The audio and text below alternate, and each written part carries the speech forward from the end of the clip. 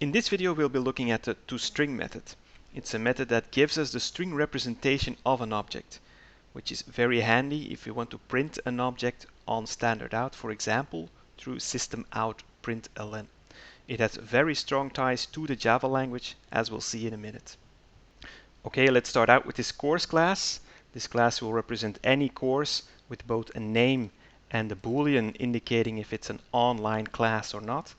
The course has to be created using both the name and this flag, this boolean flag, and we have two getters, two accessors to retrieve the name and to retrieve whether it's an online class or not. Both fields, name and isOnline, have been declared as private. We don't want to allow an outside source to modify these fields, so we've given them getters. For the moment, no setters. And we've blocked off outside access. Okay, let's start out now by adding a toString method.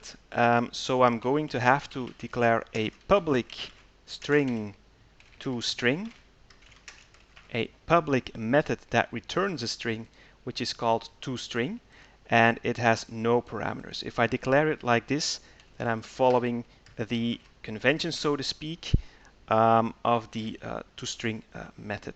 So it has to be public, it has to return a string, and it has to be named exactly toString with a small t, a capital S.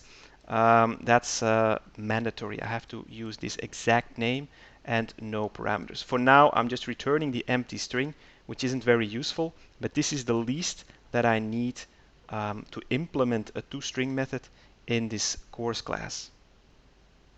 There are many ways in which I can implement this toString method, but for now I'm going to use basic string concatenation.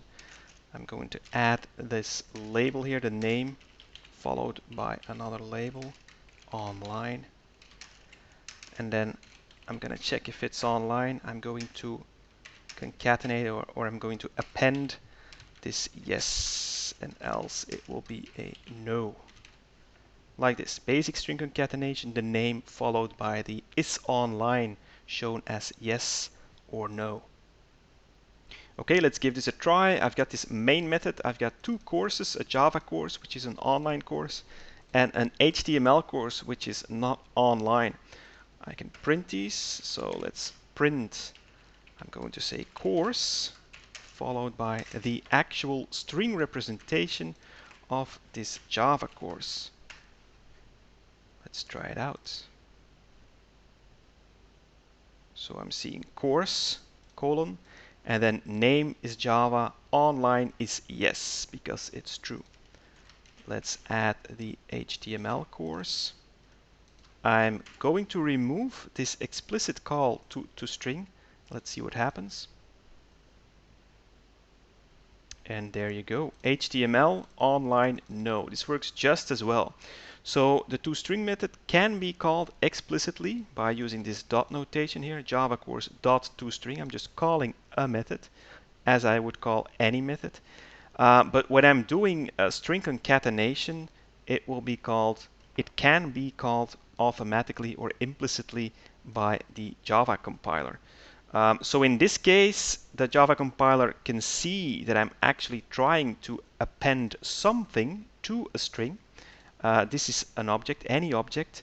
I'm trying to concatenate it with a string, and it will, in this case, when I'm doing something like that, concatenating something with a string, it will automatically or implicitly call the toString method. And usually we will not be writing toString. Usually we'll just write course and then plus and an HTML course. It's very readable, and most Java programmers know very well that this will implicitly call a toString method. Okay, let's tidy up this toString implementation here. I could use a format string in a similar way to the printf function. I could also use a format string even when I'm not really printing just yet. So with string.format I can pull this off. So string.format, a lot of code completion here. I can say name, I can say online, and now I would want to add the actual name, semicolon, and then the yes or the no, which is another string. I've got two strings in here. Now I just need to add the name followed by the is online. Let's remove that. Another new line here. So string.format, it will format a certain string. It will use this format string, the %s. The name and the online will be printed as they can be seen here. And then the name followed by the yes or no will be printed. This is a bit tidier. Okay, let's summarize a bit. Our method should be a method without any parameters, and it should return a string object. It should be public, and it should be named exactly toString with a small t and a capital S. We can implement it in any way we want. For example, we could use string concatenation like this, or we could use string.format, which is very much recommended. Invoking the toString method can be done explicitly or implicitly. So explicitly, then we have to use the dot notation as we would with any method call. We have to provide our method name and the parameters, but there are no parameters, of course. And if we're doing string concatenation, if we have a string and a plus operator, then it will be invoked implicitly. So HTML course, the toString method will be called here as well. Okay, now what would happen if I would comment out this method? I could use these comments here. Let's see what happens if I print this and execute. Okay, it's still printing something. It's still printing course, obviously, and then it's printing demo.course, which is the fully qualified name of this class, the package followed by the class name, and then it's printing an @ followed by what is actually the hash code. This class is hash code. I'm not going to go into details about hash code, but this is the hexadecimal representation of a hash code. So it's still printing something. It may not be all that useful to you, but there is what you could call more or less a default implementation. The toString method can be used to retrieve the string representation of any object. It's very useful for printing, for debugging, and for logging. It should not be used for serializing objects, but more on that later. It doesn't really have a default implementation, but even if we don't provide an implementation, we'll still be seeing some output. This is due to inheritance, something that will be discussed later.